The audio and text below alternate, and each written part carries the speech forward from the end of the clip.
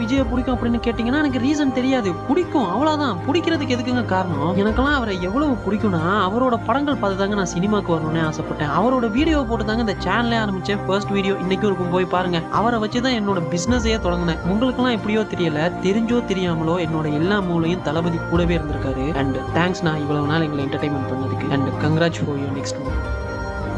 சாகர், நான் ஒரு சாதாரண பிலிம் ஸ்டார் மட்டும்தான். ஆனா எதுக்காக நீ என்னை இப்படி கொண்டாடுறனே புரியல. நான் உனக்கு இது வரைக்கும் எதுவுமே செய்யலையே. நீங்க எனக்கு செஞ்சதுக்கு கணக்கே இல்லன்னா.